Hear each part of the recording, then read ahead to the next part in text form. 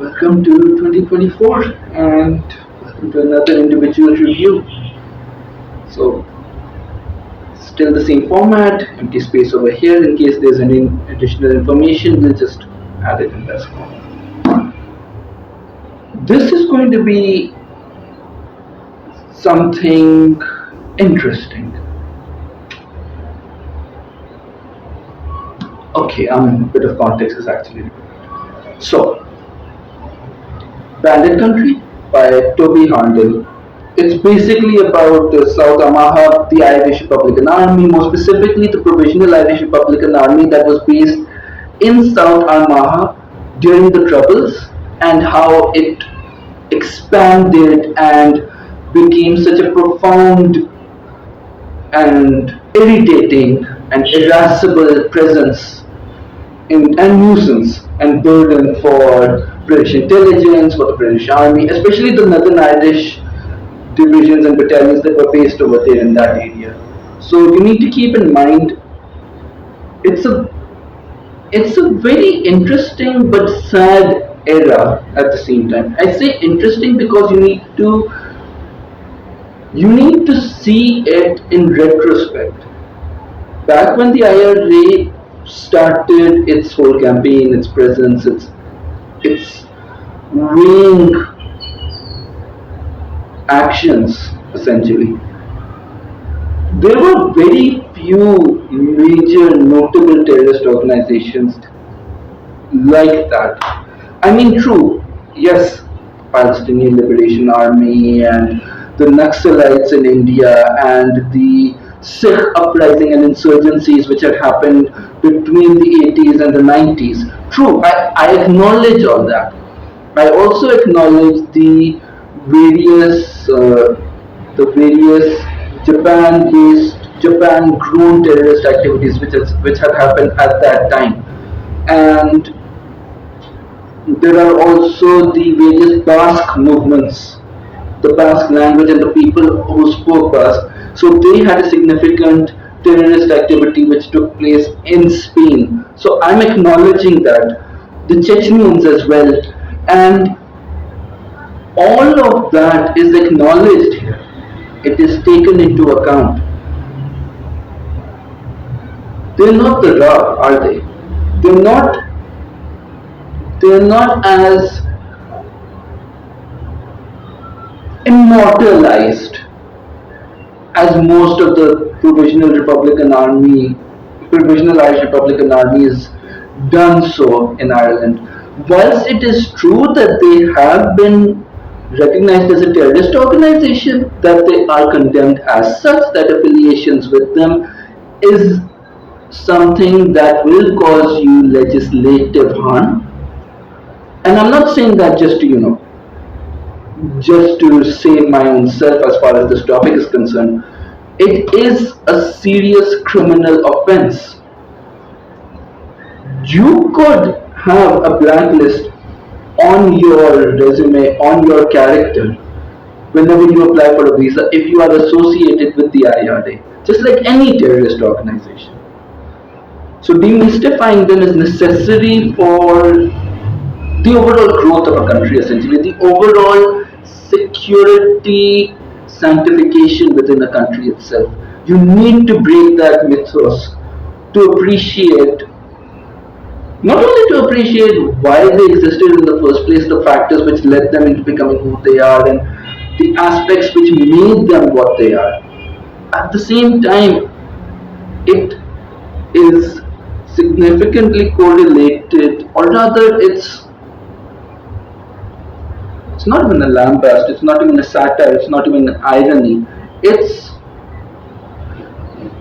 a provocative allusion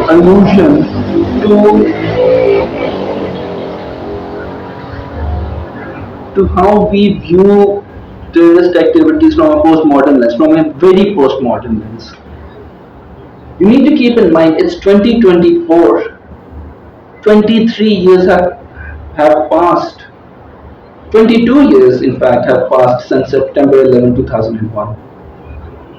A lot of things have changed over time. A lot of how we define terrorist activity, or not just terrorist activity, but armies in the modern era take a lot of aspects which we take for granted now, because the IRA, especially the way that it's described here, has a lot of guerrilla tactics that would not be that far off from Iraq war veterans talking about how they had to go house to house in order to ensure the overall area secure during their campaigns, and how the mistreatment of prisoners only emancipated the activity of terrorists, because at the end of the day the people did not see them as such, they were won over by them, because they saw themselves as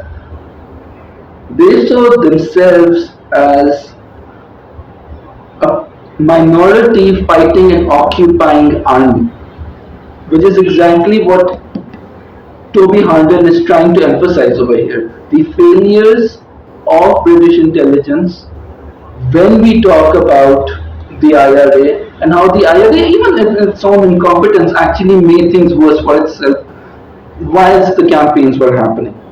So it's a good book. Definitely one of the. If you've seen my review of the IRA with Tim Pat Coogan, I'm going to follow up on Tim Pat Coogan as well. It's a good complement piece. Definitely expands on the overall South Al Maha Brigade and how it played a major role. It goes over through all the key factors leading over to South Al Maha's overall development in terms of the IRA. It does not shy away from calling them thugs as well. It does not shy away from showing empathy where it was required.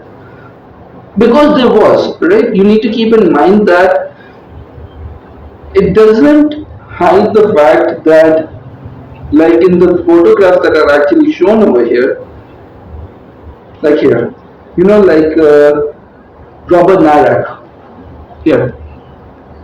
Now, it actually does not hide the fact that there is empathy, there is significant empathy,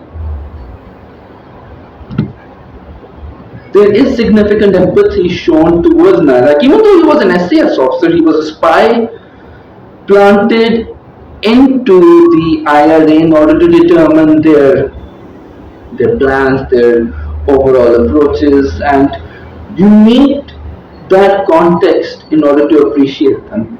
So it is true that, yeah, he was caught. Yeah, the killers were caught. They were arrested. They were then, tried and done so as was needed. Like at the end of the day, it was a famous case.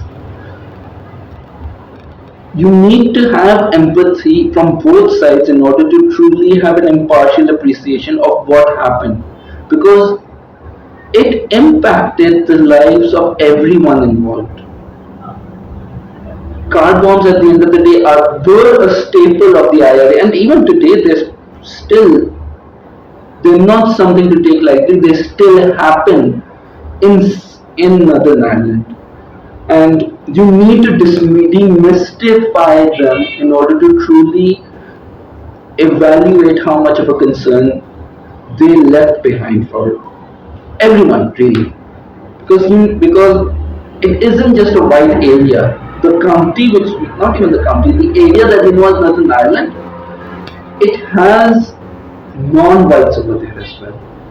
That's why these books are actually important, because the first page actually talks about the terrorist activity which happened in 2001 after the 1998 Good Sunday Agreement. So it's a good book.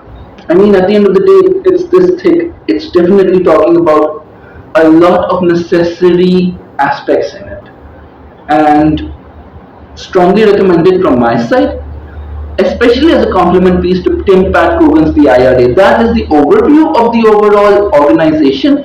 This is specifically of one region where they were quite deadly. Like the whole sniper nest, which is associated with the IRA, it comes from this region. That's why it's called Bandit Country. And the people themselves, they also played into that overall economy in a way. So, if you get this book, it's worthwhile to actually give it a read. And for more information on works like this, then be sure to like and subscribe the Collectors Admiralty's YouTube channel, and make sure to, if not email, then at least comment on these videos so that we know how much interest has been piqued by you, the viewer, and how much of our content has piqued you, the viewer, in terms of engagement, in terms of materials that are being discussed. And we look forward to your feedback, and we are also grateful to our patrons and our sponsors and our donors and our patrons for constantly believing in our cause. Thank you.